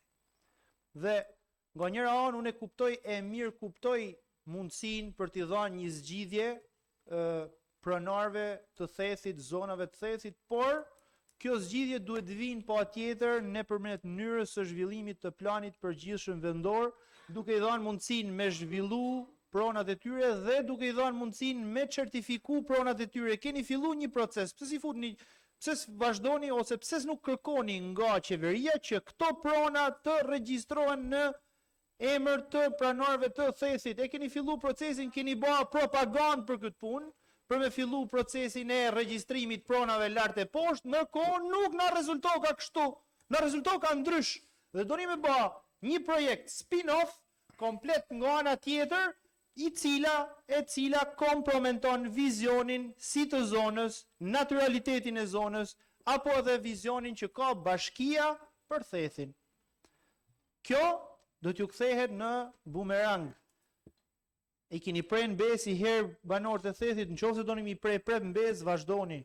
Por, ka dhe një por. Ne, si këshill, nuk mund marrim një barë për të cilën mund t'jemi shkaktar të një problemit tjetër. Ne, si shtet, kena dështu 32 vjetë mi ligjeru pronat atyre njerëzve. I kena hin hak, një mënyrë ose i tjetër. Por, në një proces komplet formal, nuk mund të mbajmë ne barën për një të ardhme që nuk e dim se si ashtë. Dhe kja është shumë e rëndë. Faleminderit. Faleminderit. Dikush tjetër? Po, zoti Bianco. Atëherë, më lejoni të marr një krejt shkurt, besoj, por një aspekt personal në raport me ligjin për paketës malve dhe situatën e banorëve atje në zonat malore. Personalisht, kjo është zgjedhja jame, nuk është se jam kundër pjesës kësaj paketet, por në aspektin që të plotësohen këto kriteret ligjore të banorëve dhe duhet të hymë në frymën që ka ky ligj, i cili duhet të zbatohet, sepse ne jena Këshill Bashkiak, ne duhet të zbatojmë ato ligje që na vinë në aspektin e kësaj, por të zbatohet në mënyrë të plotë, transparente dhe në ndihmë të banorëve. Ky ligj nuk është miratu që banorët e zonave malore të futen në një kalvar të ri administrativ. Ai duhet shërbej pikërisht për të zgjidhur kalvarin e vjetër të mungesës së dokumentacionit pronësisë, të qartësive kadastrale, të regjistrimeve të paplota dhe të pamundësisë shumëvjeçare për të formalizuar lidhjen reale që këto banor kanë pasur me tokën dhe me pasurinë. Vetë ligji e ka të qartë këtë frymë. Qëllimi i tij është nxitja e zhvillimit ekonomik dhe turistik në zonat malore përmes kalimit të pronësisë së pasurisë të palujshme që figuron në zërin kadastral shtet tek poseduesit jo pronar që praktikisht janë banorët ose duhet të jenë banorët e atyre zonave. Por kjo duhet të jetë në përputhje me transparencën dhe mbrojtjen e interesit publik. Po ashtu ligji pranon se vështirësitë në zhvillimin e territorit lidhen dhe me mos rregullimin e marrëdhënieve juridike të pronësisë private mbi tokën. Për këtë arsye, administrata nuk duhet, pra këtu futemi tek procedura që na ka ardhur për miratim neve sot. Administrata nuk duhet të sillet thjesht si një filtr përjashtues, por si institucion ndihmues, orientues dhe sqarues për banorët. Ky duhet të jetë një zgjidhje, kjo lloj paketet duhet të jetë një zgjidhje për banorët atje dhe të gjithë banorëve mundësisht. Të mos kemi, sepse ka dhe një prevalon barazia e shtetasve, me të njëjtin status juridik si ishpronar, ato duhet të trajtohen të gjithë njësoj. Jo thjesht e theksuar edhe të komisioni atë ditë kur ishim, jo disa persona që kanë disa mundësi ekonomike, investimit jo kanë qenë jashtë e tjerë, të kenë disa mundësi më tepër, ato i bën dokumentacionin e pronës dhe ndërkohë të tjerët rrinë presin akoma për me majt një dokumentacion që duhet jetë krejt legjitim. Mungesa apo paplotësia e dokumentacionit nuk mund të trajtohet automatikisht si shkak për rrëzim, sepse neni 6 i ligjit parashikon shprehimisht se mungesa e dokumentacionit për posedimin nuk pezullon procedurën administrative dhe nuk sjell rrëzimin e kërkesës. Për sa kohë nuk ka prova apo pretendime nga të tretët dhe nuk rezulton problematik në gjendjen juridike të pasurisë. Në materialin që na keni paraqitur, problemi kryesor është se Këshilli Bashkiak i vjen vetëm lista e subjekteve të pranuara, ndërsa nuk i vjen në dispozicion një pasqyrë e plot e të gjithë aplikuesve e subjekteve të papranuara dhe arsyeve konkrete për secilin rast.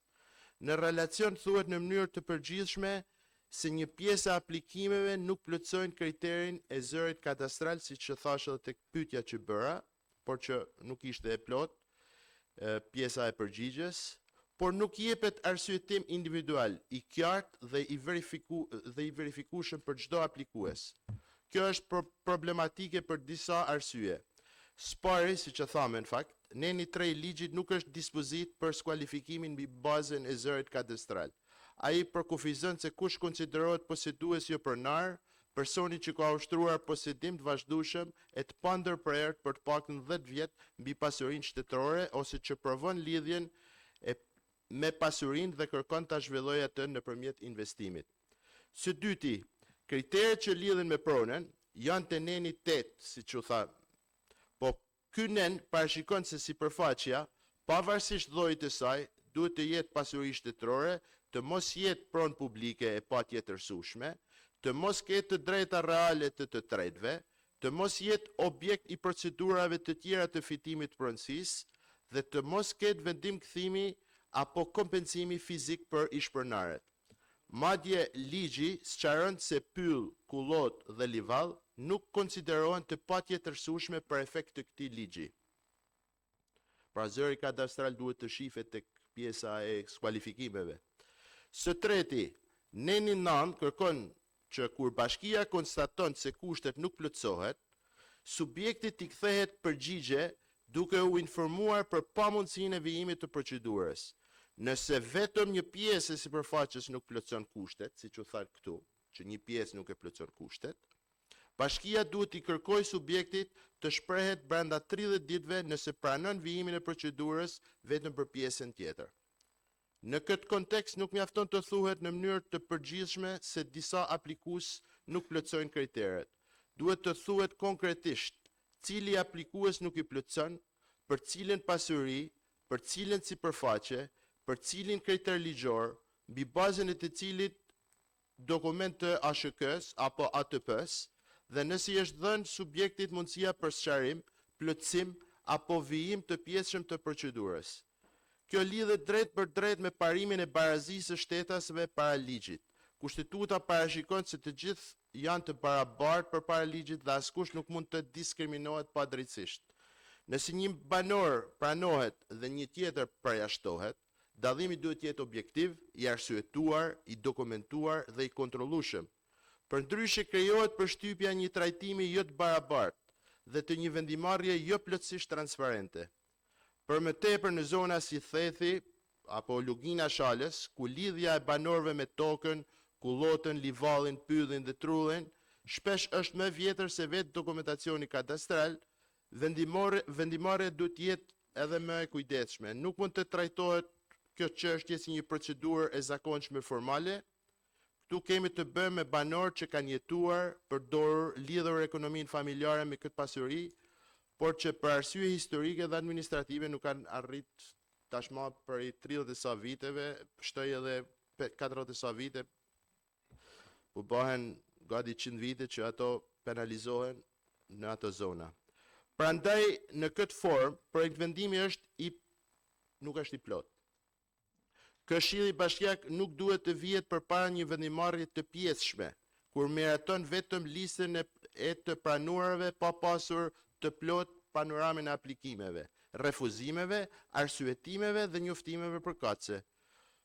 Përfundimisht, propozoj që projekt vendimit të mos miratohet në këtë formë dhe t'i kthehet administratës për plotësim me listën e plot pra duke na sjell, listën e plot të gjithë aplikuesve, listën e subjekteve të pranuara dhe të papranuara, arsyeën konkrete të mos vijimit të procedurës për çdo subjekt, referencën ligjore të saktë për secilin rast, dokumentacionin e ASHK-s dhe ATP-s për çdo pasuri, procesverbalet e verifikimit në terren, provën e njoftimit individual të subjekteve të papranuara, sqarimin nëse ka pasur raste ku mund të vijojë procedura pjesërisht. Ky ligj duhet të jetë instrument zgjidhje, jo pengesë e re burokratike. Duhet të ndihmojë. Mundohem më përmet. Duhet po jo. Lutem. Atëherë kjo është një procedurë shumë e rëndësishme dhe nuk mundesh me e kalu kështu hajt se kalojmë se umërzitme se kena me dalë me pi kafe, apo cappuccino, apo birë. Mira është që të respektojmë fjalën e gjithë secilit, i dëgjume. Zoti Bianco, gjitha këto argumente, jo, edhe për respekt të kolegëve, unë nuk i ndërhyj asnjë kolegut kur është duke fol, edhe kërkoj të njëjtën gjë edhe për tjerëve. Prandaj vendimarrja e Këshillit Bashkiak duhet të jetë e plot, arsyetuar, transparente dhe e barabartë për të gjithë, që t'i zgjidhim problemat aty në banorëve, por mos ja zgjidhim një pjesë dhe duke lënë pjesën tjetër pa zgjidhur. Kjo është fryma e ligjit. Faleminderit. Faleminderit. A mundem të një përgjigje? Po, zoti Not. Me gjithë respektin e për banorët e asaj zonet, po bëhet një zhurmë shumë e madhe e cila po nxirret jashtë çdo kontekstit, sa i përket projekt vendimi lidhje me këtë ligj për paketën e maleve. Që si fut në të titët e pronësisë, sa ka dhënë qeveria shqiptare për një ditë vetëm në zonën e Thethit, nuk e kanë dhënë për 36 vite asnjë qeveri tjetër, për sa i përket titujve të pronësisë, leve të legalizimit. Që se nisna me certifikatet e pronësisë për trojet, kemi të bënë me ligjin 7501, një ligj i cili është miratu, e dini gjithë kohën kur është miratu, edhe ka kriju problematika është më në atë zonë, sa ka 10 vite nga viti 2016 deri në son 2026, 10 vite që nuk arrit më bën një regjistrim në atë zonë. Për shkak sekuestrimit të gjitha dosjeve të aty në banorëve janë rreth 285 akte sa në Prokurorinë e Shkodrës. Duhet jemi shumë gëzuar çfarë do lloj ligjit, çfarë do lloj uzusi, çfarë do lloj rregulloret e cilat del në shërbim të atij komuniteti. Pasi ky ligj ndoshta mund duket ligj i thjeshtë, por është ndër të vetmit ligje që kanë dalë deri më sot, i cili nuk të bën pronar, pra nuk është një ligj i cili sot ne certifikojmë pasurinë e 1, 2 apo 6 personave, por thjesht po japim statusin e jo pronarit posedues. Do të jenë edhe disa haka të tjera, institucione, ku do të kalojnë, ku do të merret status juridik, ku do të shifet mundësia për investim të këto zona që po jepen sot si posedues jo pranar, por jo e gjithë zona do të futet në zhvillim. Është shumë problematike sepse ne gjithë jetojmë në Shkodër.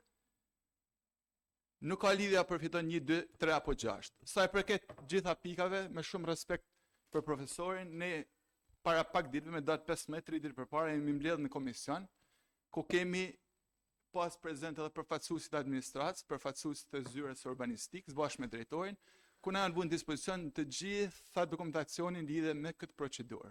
Sa e përket procedurës ligjore për dokumentacionit, i përket administratës Bashkisë Shkodër të shqyrtojnë dokumentacionin dhe të na vendosin në dispozicion. Të gjithë ato pika pra, ato kriteret që kena kërku në komision, edhe sot, nuk kena pas pretendime për dokumentacione tjera, ne janë vënë në dispozicion. Me leje.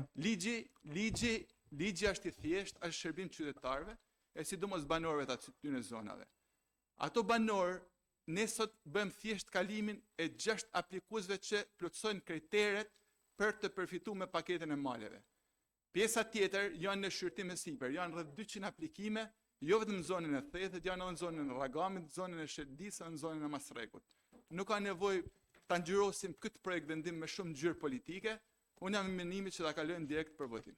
Faleminderit. Me leje edhe një herë.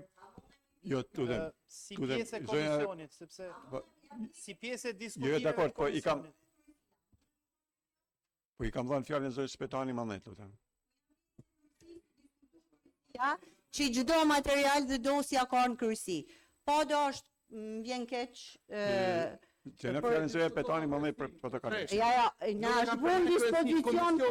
Na kena kryesi dhe na avu çdo gjë në dispozicion. Dhe unë nuk kam thënë sot asgjë më shumë për atyne që kam thënë kryesi dhe të cilat nuk i kishim në dispozicion. Në qoftë se unë kam thënë diçka tjetër, të lutem thuje këtu.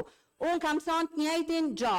Kjo për proces verbalet. Kjo për kryesi kena keq. Komisionin, jo kryesi. Kryesi kena keq. Atëherë nuk e citova se përmenda kryesin. Të lutem komisionin. Atëherë, të lutem të jena koherent, nërësh kena ba muhabetin kryesi, nërësh këtu dhe unë nuk du një hi aty në gjanave, opinioni ju i mund të nërshojnë 15 herë, ashtë çështje juja, unë na shprehim opinionin tonë si grup.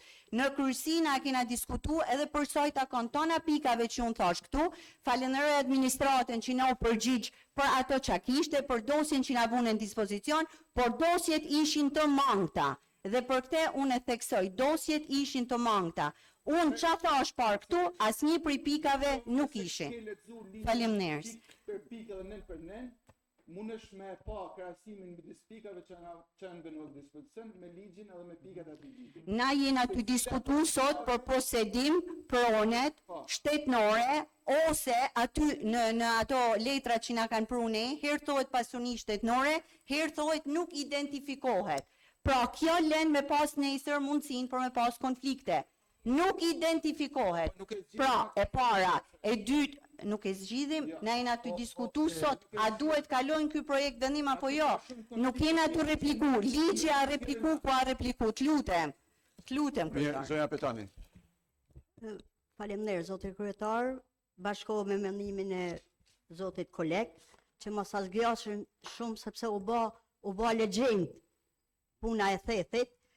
Ne duhet të themi që qeveria është marrë shumë me këtë çështje dhe nuk duhet ta përdorim politikisht. Duhet falenderu administrata që a marrë me problemin e zgjidhjes së disa kërkesave të Thethit, të banorëve të Thethit, dhe nuk mund të themi që mund të kena mëkate dhe mos ta shtrojmë këtë me mëkate, se nëse thotë për mëkatet, ma shumë mëkate se kanë ata, nuk besoj se kena na. Sepse pra me kena mrit këtu ku jena, se jena të rregullu defektet që kena lanë, që kanë pas ata, atë rregullu qeveria aktuale e sotme. Pra me në mos të hi muhabeteve, duke falenderu bashkin, duke falenderu qeverin, që pse i dha një mundësi të marrin tokat e tyne edhe për trashëgimisin për trashëgiminë e tyne. Ka shkishe. Faleminderit. Me leje. Ju lutem, Edhe një herë, është edhe për një mbrojtje çdo gjë. herë, Zoti Sokoli ke fol për te çdo. A mund me lexu një mesazh që sa po erdhi nga një banor i Thetit. Vetëm një mesazh. Lutem. Lutem, një mesazh i banorit Thetit kam borxh Si e vërtetojmë le që ja banori Ky pleq, ju anap mrapa numrin Ja, edhe po, e ja, vërtetonje. lutem, Atëherë, apo thot them ky për pleq, vërtetut, lutem. firmosin për një procedurë të tillë nuk ka ndjeni se kujt ta shprona, sepse janë të rinë mosh, si edhe administratori nënshkruan Kuturos, sepse nuk është as fshati Ndërlysaj dhe as nga Thethi, që do të thotë Ndërlys, më falni, edhe as nga Thethi, që do të thotë që nuk ka ndjeni në mënyrë absolute se kujt ta shprona. Janë dy mesazhe, njënin e lexova. Faleminderit. Edhe një herë, me që u përmend një sekond, sepse u përmend komisioni. Dy gjëna. Një dokument që mungon, po e jap këtu edhe i herë, po them që pronësia aktuale, certifikata e pronësisë që këto prona janë të bashkisë nuk ekziston. Pra, minimalisht duhet shohim fillimisht këto prona që ju thoni që janë të bashkisë, po eci me fjalën tuaj dhe nuk na vehen dispozicion. Si në komision, si ditën që ku jemi sot, që këto i përkasin me certifikat pronësie të bashkisë, atëherë ne nuk mund të flasim vetëm verbalisht, duhet të flasim ligjërisht, minimalisht. Dhe tjetra, për sa i përket paketës maleve, kërkesa për blerje në Ministrinë Përgjegjëse, pas marrjes së lejes së zhvillimit, posjeduesi jo pronar ka të drejtë të paraqesë në Ministrinë Përgjegjëse të Ekonomisë kërkesën për blerjen e sipërfaqes, pra kthehet në pronar. Faleminderit. Faleminderit. Lutem. Ne kalojmë tek vendimi i kryetarëve të grupit tash. Zoti No, për sa i përket kishe shumë shkurt, me që u përmend edhe roli i administratorit, banori besoj se kontaktin e parë ka te administratori i njësisë administrative. Nuk ka vetëm njësia sharë, por në te paketa male kemi edhe njësi tjera administrative. Po diskutuar 2-3 herë, e njëra me kanë prezent edhe administratorë ose të tjerë pres. Se ai është ide në problematikat më mirë se sa na si na këshilltar, që nuk e njohim gjithë territorin dhe zonën përkatëse ku bën fjalë. Mikeli mund ta njohim se është mund të jetë banor dhe një specifike, por raste të tjera njëra me kanë edhe administratorin në kur kena për paketet e maleve.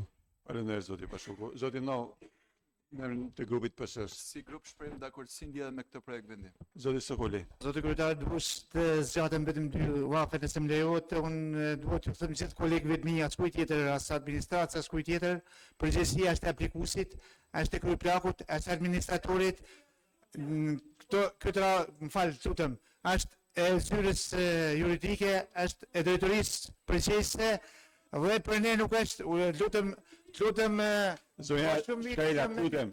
Mandat dhe asni për fatin e keq, asni këshilltar në herë nuk është nalu ose nuk është burgos për venimmarrje. Për ne është thjesht një dritë jeshile, është një miratim parim dhe nuk e di se gjithë këtë histori që po vajnë. Grupi jonë është për projekt venimit. Zonja Shestani. Atëherë, sa për skerim, 2 fjalë, na nuk jena kundër banorëve të Thethit, nuk jena kundër të drejtës tyne, por nuk votojmë pa qartësi procedurale, mungesë transparentës, mungesë garancijet për të ardhmen pronën e Thethit. Na jena abstenojmë dhe abstenimi jon është një thirrje për transparencë, jo një çështje kundër qytetarëve ose banorëve të Thethit. Faleminderit. Faleminderit zonja Shestani. Atëherë hedhim në votim projekt vendimi numër 2 për miratimin e subjekteve që kërkojnë të njihen si posedues jo pronar dhe plan relevime të sipërfaqeve përkatëse në zonat e zhvillimit në territorin e Bashkisë Shkodër. Pro?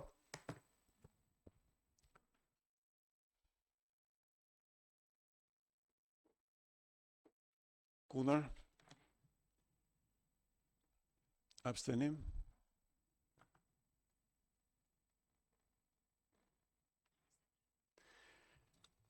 Me 23 vota pro, 1 kundër dhe 11 abstenim, miratohet projekt vendimi numër 2 për miratimin e subjekteve që kërkojnë të njihen si posedues jo pronar dhe plan relevime të sipërfaqeve përkatëse në zonat e zhvillimit në territorin e Bashkisë Shkodër. Kalojmë vetëm një sekond. Miratohet vendimi? Po. Duhet kalojnë me shumicë cilësuar sepse është tjetërsim pronet. Po sepse nuk është pronë e bashkisë. Po është pronë e bashkisë, e tha, sapo e tha nën kryetari i bashkisë që janë aset i bashkisë. Po.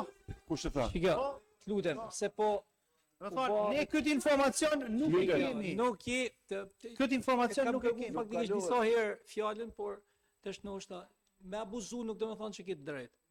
Këtë abuzim fare. Parashikon ligji. Nuk je të miratu sot as i lloj tjetër simit. Thonë nëse do na më kap nëpër fjalë, hajde kap. A është as i bashkisë apo jo? Këtë një përgjigje. Sot je të regjistru vetëm posedimin, më zotni. Posedimin. Ky zotëria e posedon apo jo?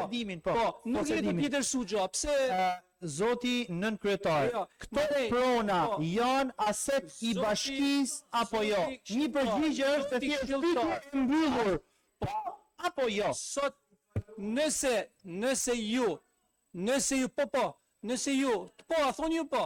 Tash ja do na më bëj, a do ni Zoti nën kryetar, më thuj para shtapozim që thon, para shtapozim. Shtapozim. Sot nuk je të miratu tjetër sim. Sot je të thonë, të 6 banor e posedojnë apo jo këtë sipërfaqe. Po.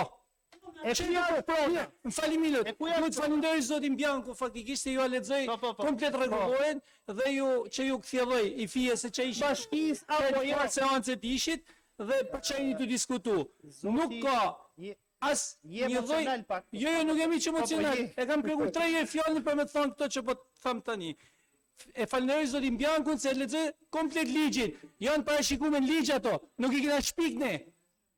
Gjithë procedura që u ankut është procedurë, po ta vazhdoj fije dhe më ashtu ke edhe kriteret për ndërtim dhe çfarë parashikon. Çfarë thot rregulloria e Këshillit Bashkiak për sa i përket astetit të bashkisë? Nuk tjetër su as i lloj astetit. Jo. Jo zotëri. Je të përcaktuar vetëm poseduesit, bazë një ligji. Edhe një herë. Në bazë të rregullores të Këshillit Bashkiak, çdo tjetërsim i një aseti të bashkisë kalon me shumicë të cilësuar me 3/5. Dhe nëse ne në këtë rast jena të fol për asete të bashkisë, atëherë duhet kalojnë me 3/5. Faleminderit. Mirë, kalojmë tek pika fundi diskutime. Cili është vendimi zoti drejtuesi seancë? Për vendimi për miratimin e pikës 2. Miratohet me 24 vota pro, 11 abstenime kundër pro. Ju realisht funksiononi në mënyrë formale, do të thonë ju jeni bë komplet Shivo, ky forum është i mbledhur në vetvete për me bë më të mirë qeverisjen administrative të Bashkisë Shkodër dhe nuk është i formuar për me kenë zgjatues i politikave apo i damit që po i bën Bashkia Shkodër këtij vend. Ju lutem referoni shumë mirë asaj rregullores sepse do të bëheni robi aty në rregulloreve. Faleminderit. Faleminderit zoti Sokoli. Mirë, kalojmë tek diskutime jashtë e ditës. Kush e don fjalën? Po, zoti Beri.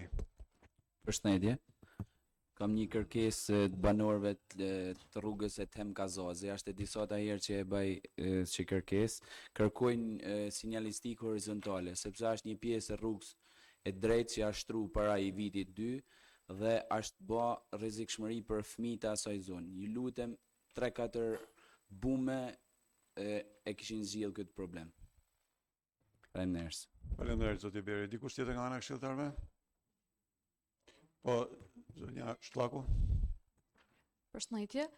Në fakt zoti drejtues i seancë Këshillit, e kemi diskutuar edhe herë të tjera në fakt edhe për bat famdërtën çesharake, që nuk e merrni përsipër në këtë rast të shprehni edhe kolegëve këtu në Këshill të Shkodrës që mos largohen tek pika diskutimet e tjera ose herën tjetër do e vëmë diskutimet e tjera në fillim të seancës dhe pastaj në marrën në pikat e tjera, se nuk është ajo çështje serioziteti. Atëherë do të ndalem dhe disa investime për sa i përket rajonit numër 5. E kam ngërë disa herë në çështjen si çështjen e Këshillit Bashkiak dhe rajoni numër 5 sfumi ka 0 investime për sa i përket investimeve që janë parashikuar në buxhet. Që do të thotë, atëherë, 0 investime sepse ne kemi diskutuar për sa i përket kursive të biçikleta. Kursitë e biçikletave nuk janë tashmë as të vendosur në rajonin numër 5. Po ashtu edhe për sa i përket problemeve me kanalizimet e ujërave të bardhë të zeza në disa lagje të rajonit numër 5, po ashtu edhe këto të përfshira tashmë që në buxhet dhe në program buxhetor afatmesëm të vitit 2023, sot jemi në vitin 2026 dhe banorët kërkojnë përgjigje pse nuk janë realizu këto investime. Gjithashtu edhe për sa i përket nevojës për mirëmarrje të rrugëve dhe rrugicave poashtu prapë të rajonit numër 5. E ceku këtë çështje me shumë rëndësi, me qenë se jam edhe banore aty dhe kam shumë kërkesa nga banorët e rajonit numër 5 se këto investime nuk po zhvillohen. Po ashtu, shumë e rëndësishme, do të kisha thënë edhe një pikë që është pjesa e komisionit të ngritur ad hoc për sa i përket çështjes së emërtimit dhe emërtimit në këtë rast të titullit vendor. Si pjesë e komisionit ad hoc mund të them diçka që ne dhe ta bëjt qartë për tan shtetarët të Shkodrës që na kërkojnë llogari në një farë mënyrë dhe pse nuk përkalohen këto titull vendor dhe këto emërtesa, që nuk është më tashmë pjesë edhe çështje e ne si këshilltar për me e kalu, sepse ne tashmë i kemi kalu ato si procedura, kemi patjetër edhe 2 draft rregullohet dhe mundem të them që kjo çështje i përket Këshillit Bashkiak të drejtuar nga ju zoti kryetar apo edhe administratës. Do ju lutem shumë të kërkohet transparencë dhe mbështetje sepse ato qytetarët, pra banorët e Shkodrës kanë me vite dokumentacionin për sa i përket emërtimit apo titujve vendor. Të lutem shumë ta marrin në konsiderat këtë kërkesë. Faleminderit. Faleminderit, zonja Shllaku. Dikush tjetër? Po zonja Shestani? Falë, zonja Shkrela. Atëherë problematika kryesore, kryetar, në tashti që po afron edhe sezoni veror, është hymja Shkodrës dhe trafiku i madh që krijohet te Kura Baqallëkut. Me që herë të tjera nuk është se e kena diskutuar shumë përpara, por e kena diskutuar kur ka filluar problematika. Tashti unë me që postojmë edhe numrin e punonjësve bashkiak pothuajse e policisë bashkiake pothuajse për çdo 2-3 muaj. Gjithashtu me që bashkia, kryetari i bashkisë ka ardhur dhe na ka relatu në mbledhjen e buxhetit jo investime të buxhetit bashkisë, por investimeve qeveritare, siç është rruga Harku i Bërdic, Baqallëk, Kura Baqallëku, hymja Shkodrës etj. Tashti na linë drejta me ju pyet ju si do të zgjidhet këtë vit problematika e trafikut në hyrje të qytetit të Shkodrës, në mënyrë që mos të kena atë mishmash dhe problematik të male dhe pamjet shqyqyr që delajlajmë për mediat mu marë për ditë, si mund të shmanget sepse është problematik kryesore e qytetit Shkodrës me ardhjen e turistave për këtë Shkodrën turistike tujen. Doja ju lutem një përgjigje, a merr masa bashkia, ka marr masa bashkia për trafikun në hyrje të qytetit Shkodrës, sepse punimet po shkojnë urra dhe me sa shifet edhe një 3-4 vjet nuk marrojnë si e keni nisi, më thonë. Një vetëm kjo për tëna investime që vini reklamoni këtu kry 4 vjeç. Faleminderit. Përse përket po pra, pyetje se zonja Shkrela nga ana bashkisë ku do përgjigjet lutem. Po, kena faktikisht duhet ta keni vure edhe ju që pjesa e rrugës është përfunduar. Apo jo? Po për të shtuara. Po di që nuk prit të shi. A thes është përfunduar hiç. Po se ti asfaltohet rruga pa u rregulluara, vetëm ju e dini, por s'po ka pjesë teknike. Se ti kishte kanë që me Marak do ishte zgjidhur. Të lutem, Maraku jem është edhe rruga autostrada Milot Shkodër që ju nuk e keni Marak hiç. Po e kena shumë. Të lutem, unë jam të fol edhe aty është për tektura e Baqallëkut që krijohet trafiku. Te ura Baqallëkut do marrin masa konkrete dhe do ketë vimësi të trafikut pa probleme. E di që shumë janë marrë edhe me kohën kur ishim të asfaltu, gjashtit rastin me shku me pa në proces asfaltimi të bloku trafiku, su bloku trafiku, pa tjetër që është shqetësim. Unë jam e ju në shkreli dhe pyetjen të drejtova unë, kur të drejtojnë ata që kanë thënë, atëherë kthej përgjigje atyne. Lutem. Unë s'kam thënë ndonjëherë aty dhe lutem, nëse po pra, po me ty po merrem. Ha pra, s'kam shku. Ty po të përgjigjem. Nëse më përgjigj, po të përgjigj. Nëse s'don. Po pra, përgjigjo po mos ka pse shkoni ju. Unë jam me ju në shkeli. Po të them pra, ai marrin masa konkrete dhe do ketë vimësi trafikut në mënyrën më optimale të mundshme patjetër. Rruga është përfunduar dhe pjesa tjetër do vazhdohet me punë. Faleminderit zoti Praga, zoti Sokoli. Unë duhet ngri një problematik në fakt që na shoqëron që nga viti i kaluar, që ka të bëjnë me mbarvajtjen e sezonit turistik në Velipoj dhe menaxhimin e plazhit Velipojs. Pyetjet e mia janë direkte dhe du përgjigje. në sa i përket problematikës së Velipojs. Ne vitin që kaloi na kena kalu një vendim në Këshillin Bashkiak për sa i përket kalimit të 400 milion lekëve në kuadër të SHA-s për menaxhimin e plazheve, stacioneve të menaxhuara publike, kështu quhen në kuadër të Bashkisë Shkodër për sa i përket plazheve në Velipoj dhe në Rjoll. Në këtë kuadër dua të di se sa stacione ka patur në vitin e kaluar, në vitin 2025 dhe sa sete çadrash janë ble ose sa kjo sasi lekësh pra është shpenzuar nga SHA-ja në kuadër të mund të themi blerjes dhe pajisjes me infrastrukturë të plazheve, seteve të çadrave dhe shezlloneve, si dhe pajisjes me infrastrukturë ndihmëse dhe cilat janë të ardhurat që janë përfituar nga sezoni i vitit 2025. Nga një deklaratë që është dëgjuar edhe në mediat lokale, thuhet që nuk do kemi më 10 stacione, por do kemi 5 stacione. Është e vërtet apo jo, apo mënyra se si e di që vendimi për menaxhimin e plazhit mund të vinë edhe në mbledhjen tjetër, po këto pyetje janë pyetje direkte.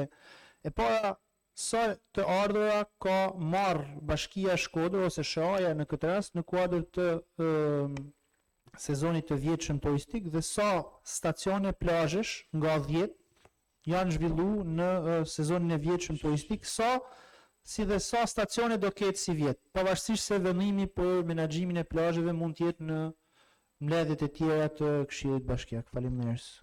Atëherë, për sa i përket stacioneve, ka pas një stacion të vetëm me 3 parcela që është apliku vjet, ndërsa si mjet janë mos u gabosha diun të 12 ose 11 parcela që i përkasin 4 vendodhjeve të ndryshme, që mund t'i qush stacione ose por janë dikun të 12 parcela mos u gabosha. Ndërsa për sa i përket pjesë ekonomike, do më kërkosh mirëkuptimin, do ja kërkojmë SHA-s dhe t'i vëmë dispozicion.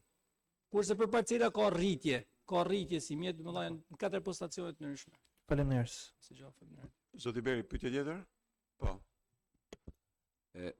Një diçka deshta me ndërhy për sezonin turistik në Velipoj, në bazë një deklaratë të kryetarit bashkisë, është bu një fashë orare për hedhjen e meteorinave nga ora 9 e darkës me sa kam një gju, 9 e darkës deri në 7 mëngjesit. A është e mujtën edhe një fashë orare tjetër, zotin nën kryetar, gjatë ditës në drek, se është e pamujtën, kam ankesa shumë nga operator turistik në Velipoj, që ose është e mujtën pak të 1-2 orësh në drek për hedhjen e meteorinave. Faleminderit.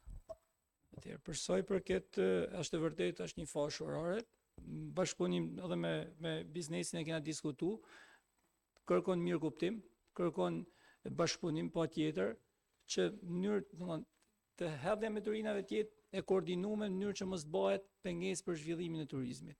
Pa tjetër ne do jena edhe në orare të tjera. Por kjo fashë orare duhet respektu në mënyrë që mos kena problematika të pa lezetshme dhe një reklamim të keq të Velipojs që nuk i shkon.